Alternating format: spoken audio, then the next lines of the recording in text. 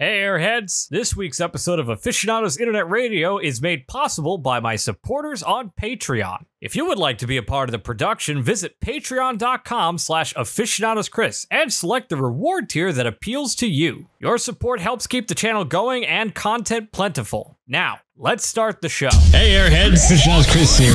You're listening to Aficionados Internet Radio. Aficionados Chris. Hey everybody, Aficionados Chris here, and today I have a pretty interesting guest, someone whose content is rather new in my eyes, especially to me, a lot of other people, tackling a subject that I never knew I wanted to watch or had any interest in. Have you ever heard of the Nick Hotel? What about the most famous disaster park known as Action Park? Any kind of theme park, ride, attraction that maybe you remember, maybe you rode and realized you went back and it wasn't there anymore? Well, our guest knows all about that. Defunctland Kevin Perjurer. I pronounced that correctly, yes? You did, yes. Oh, thank God. It's a bit of a tongue twister. How are you doing? I'm doing good. Thanks for having me on. Thanks for being here. I mean, my last name's a hell of a tongue twister. I'll give that to you later. That's a trust thing right there, is try to pronounce my name. But the first question is, obviously, it's a very different kind of stuff that you do, you know, spotlighting defunct attractions and rides. So what piqued your interest to create such a series? Be like, I want to make a YouTube channel talking about rides and parks that are no longer active. I've always been interested in that sort of thing. So it's difficult how it actually started. Well, one, I've always said is Jake Williams from Bright Sun Films was doing similar content that I thought was really cool, focusing more on the business side. And I was interested in more of the creative development side. And I've just always been interested. I've been a Wikipedia addict. There's just a lot of things all kind of came together, and it finally made me decide that I wanted to put out some content or just make it for anyone that would like it. I just thought it'd be very interesting. I was very surprised there was nobody really doing this at the time in the exact way that I would want to do it. And because a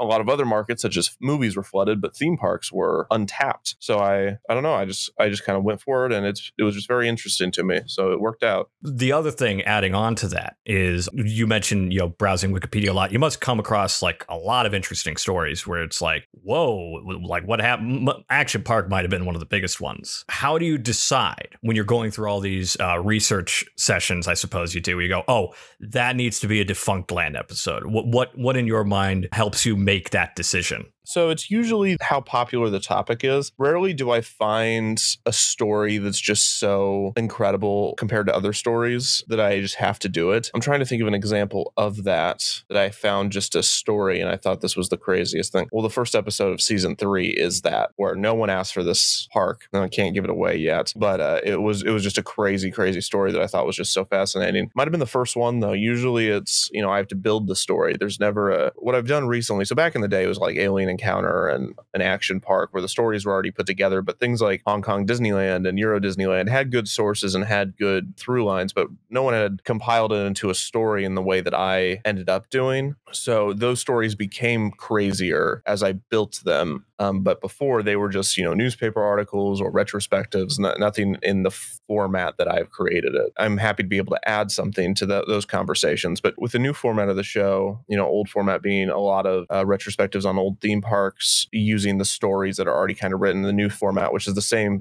structure. Now kind of me compiling those stories, going into the archives, looking for newspapers. Yeah, usually those stories present themselves later on in the process, way after the topic's been chosen. What I like about the new season specifically is they feel like something I would catch on like PBS or something, some kind of like docu-series on a local channel. And I mean that as a compliment, because they're extremely informative and tackle subjects that either I never even heard of, or I'm like, oh, I think I heard about this. I want to know more. I think you're accomplishing that pretty sound. Thank you. Yeah, I'm really, that's kind of the goal, is to make them as professional as possible, but also take advantage of the fact that I don't have any, I have 100% control. So I'm able to put in a few more quips and make it a little bit more interesting, but trying to lock myself further into that format of a documentary style, my own documentary style. But I think that it just makes the story stronger, because when the story itself, when the pieces are more loose, it's easier to create. Was there a specific inoperative park or ride you were the most eager or excited to be like, oh, I can't wait to talk about this on Defunctland? Like something you were really, really into or really invested in? Well, the Worlds of Fun episode is something I've always wanted to do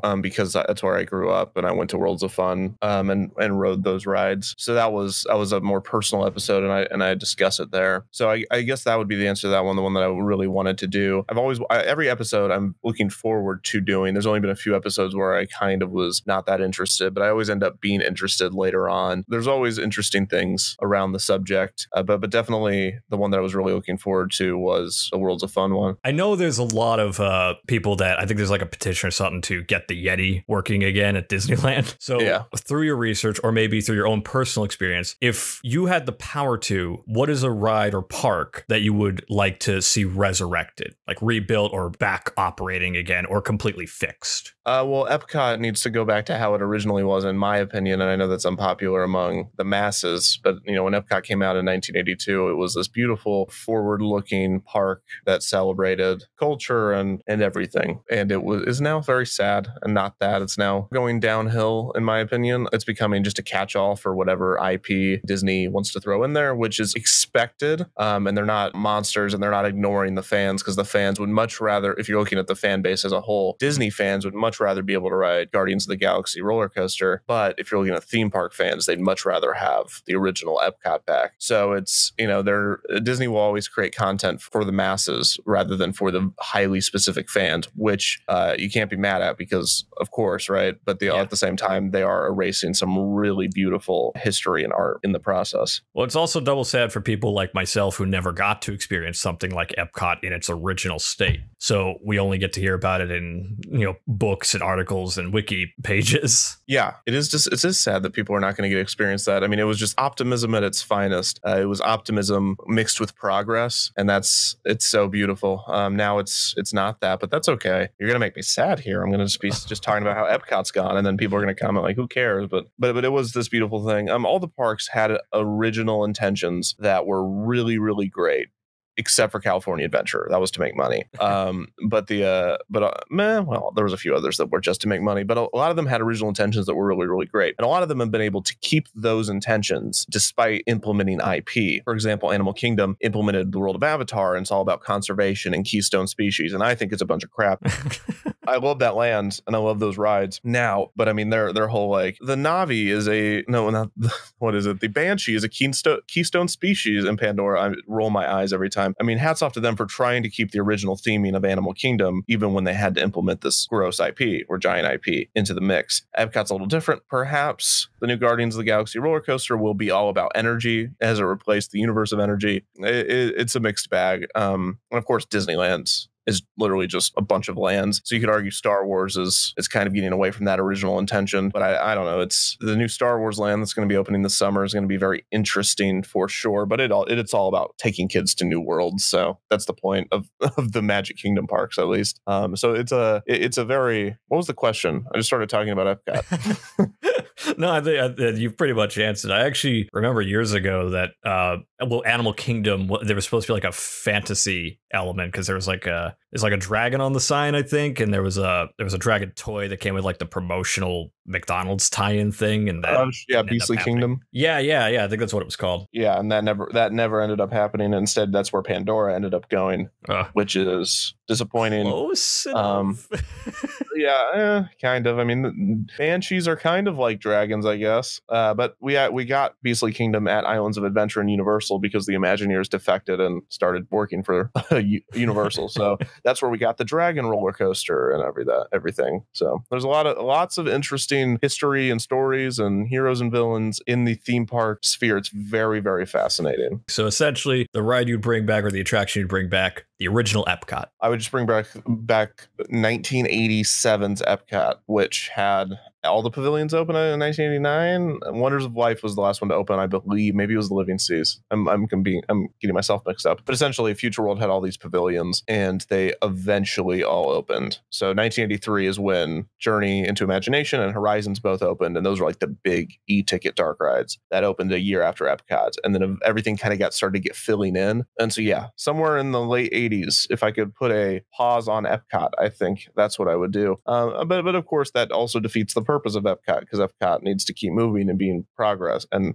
having progress. So I believe what's going on right now is not progress. I think they're just ignoring the whole point entirely, but I also can't really freeze it, because if you freeze it, then you're defeating the purpose of the whole thing. It's very paradoxical. Clearly.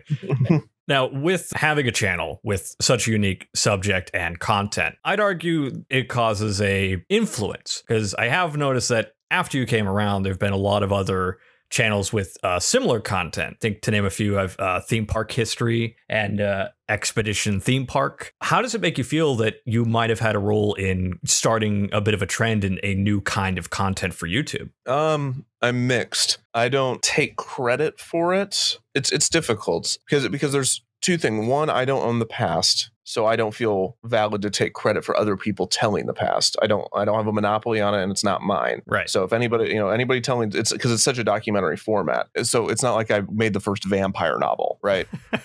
It's not like that. I'm telling a story. Other people realize people are interested in this. They tell stories too. That's great. And then at the point that they start, if any of these channels, any of the new channels that are starting up, or if new channels come out that take my exact format and copy things verbatim from me, then it's not really me like influencing them. It's more of them just like plagiarizing the style, which we've seen in other aspects of the theme park world, not theme parks, but like pop culture. Like, so it's that sure, tell the stories. You can do whatever you want. That's great. Build your audience. We're all community. If you invite, Expedition Theme Park, for example, he started up, but he has a totally unique spin on it. And I love him, and his spin on it's like he does expeditions, and he starts expeditions around these theme parks. It's his name, but you understand what I mean. Oh, yeah. So he's telling the same stories, don't own the past, but he's doing it in his own way. And I have so much respect for that, because I really enjoy it. I also really enjoy the badges he makes, because those are really cool.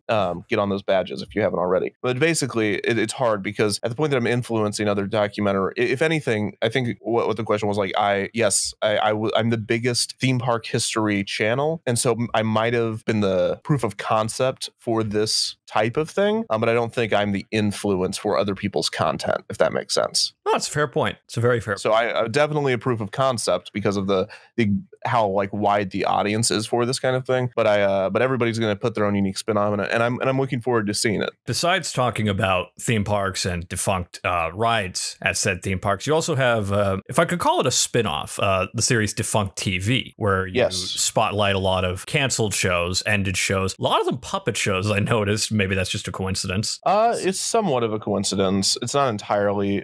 Puppet shows, I think, are the shows that embed themselves into the minds of children more, and they are more in line with the content of theme parks, because they're very themed worlds. Animated, you can say the same things for animated shows. And eventually we'll get into live action shows. I have some plans going forward with that series, but that has been a very fun series. As a puppeteer myself, I like that you spotlighted some of the shows that you have. Especially, I love the Bear in the Big Blue House video, because it had been years since I thought about that show. And I think clearly, because I think a lot of people involved with the show also gave you some praise for the analysis, I guess you could say, for the video. So yeah, similar to how you come up with theme park or a ride for a Defunctland episode, what to you is the deciding factor of, that needs to be a defunct TV focus. That show needs to be the next subject? It's something different every time, because I did the first 5 episodes for 90s kids, because I had a large following of children that grew up in the 90s or were born in the 90s. So they saw shows like Between the Lions, which was a very popular TV show. And also I had to do slightly with, I just started to build this network of puppeteers I kind of knew, and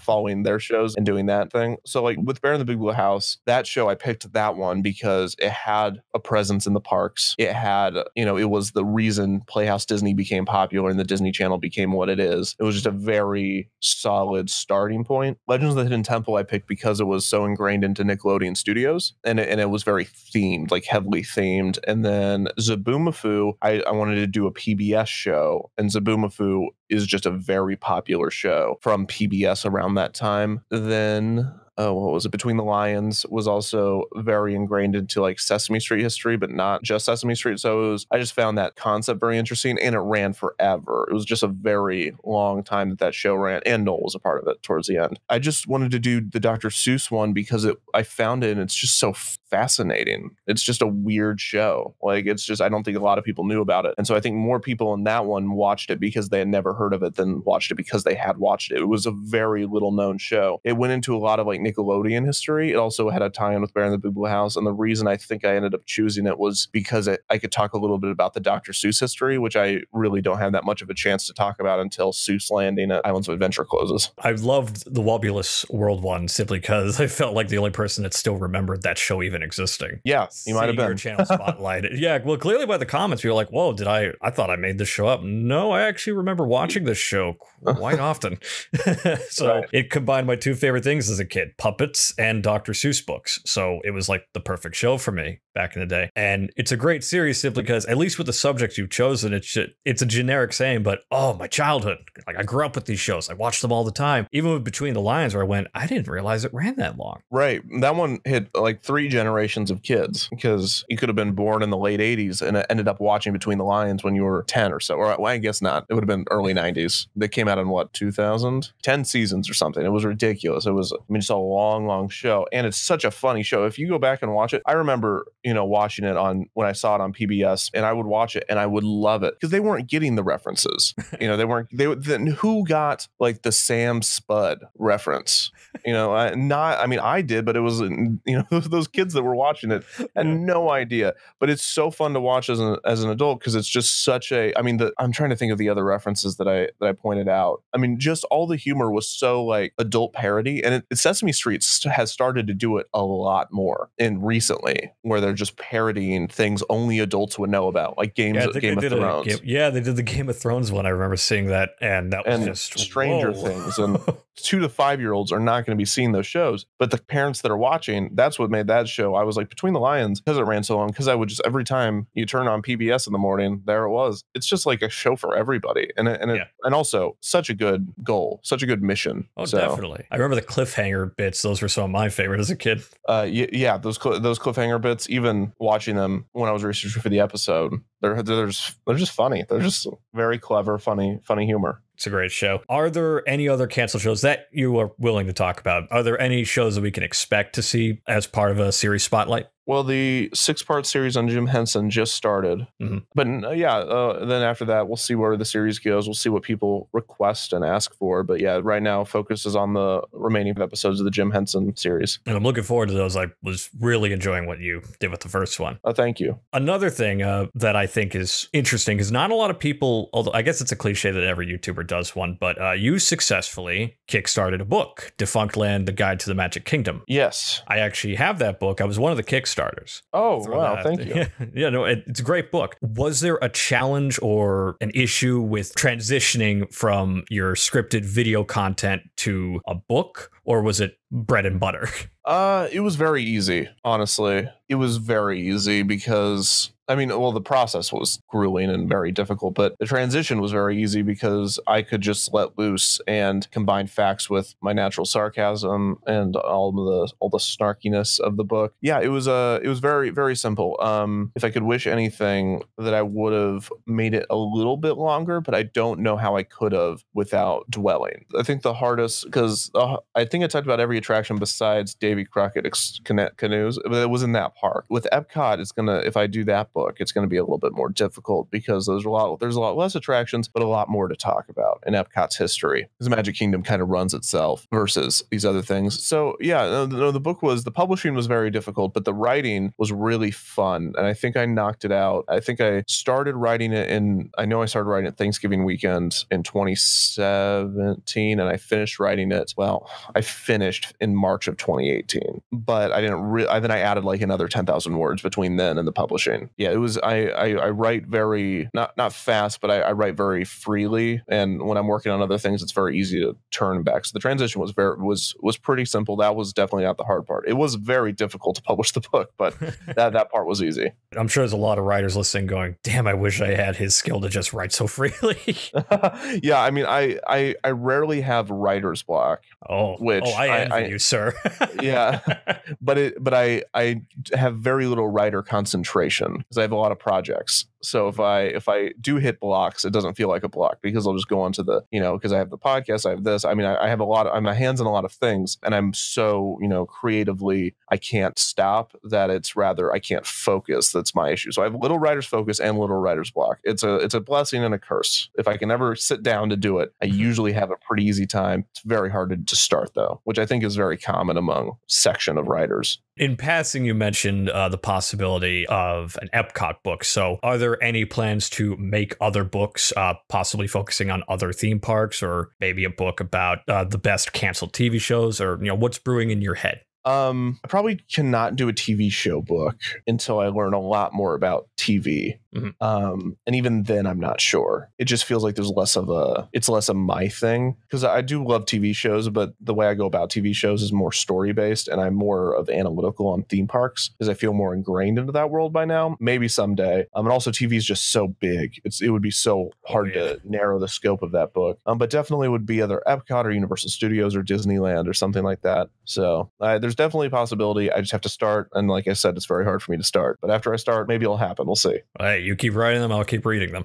We've come to the final few questions. So again, within reason, maybe you probably want to keep some things tight-lipped. Are there any upcoming projects that you can share that you would like to? I'm producing a documentary from Matthew Serrano, who did a very great Horizons documentary, and he is currently in principal photography of that right now in Los Angeles. So I can't really give him any other details other than that, but expect that to premiere sometime this summer. It's over 40 minutes, and it is a very different documentary style than Defunctland, but I am creatively producing that, and Matthew's directing it. It'll be very interesting to see how that turns out. It's kind of a new kind of Defunctland Presents type of format, and hopefully we can use that to make a lot more unique and different content from other creators. There's a lot of people listening, probably a lot of people that are fans of Defunctland, fans of Yesterworld and all these kinds of content, and they want to get their start. What to you is the best advice you can give to all the aspiring content creators listening? I get asked this question a lot, and I really don't know how to respond to it, because any advice I give you is not going to help you because it's unique to the creator. I guess the biggest advice I would give is be nice to everyone in the community that you're about to enter. If you're going to enter a niche, I think my biggest mistake early on was not reaching out to enough people. And that does not mean reach out if you're going to go into like film reviews. That does not mean reach out to the biggest people in film reviews and expect them to talk to you, because they're not going to. We get a lot of messages. I try to respond to as many as I can, but we get a lot of messages. What that means is if you're entering a very specific niche, the people that are around you are not your competitors. They are going to be your friends, and know that early on, because my best friends now are the people that I make videos with. And there was a time with a lot of them where you kind of have that competitive, that idea kind of bubbling in your stomach that, oh, this is a rival. It's not the case at all, because once you start talking to them, you're going to love them because they love exactly what you love, and they love doing it in the way that you do it. And it's just a lot better when you can build a community. And that's what I'm probably most proud of between me and Disney Dan and Yesterworld and Bright Sun Films and, and Rob Plays and Jack from Park Ride History. I mean, just an endless amount of people that we have kind of come together, and it's a very non-competitive atmosphere, and it's just so much better. So, I mean, if you're going into a niche, and then again, that's very specific, it probably won't help anybody. But if you're going into a niche, there's little competition as long as you're nice and you're open and you're willing to talk to other people. And that's what makes creating content a lot of fun, when you kind of get a community of friends that do it together. So that would be my pseudo advice, I guess.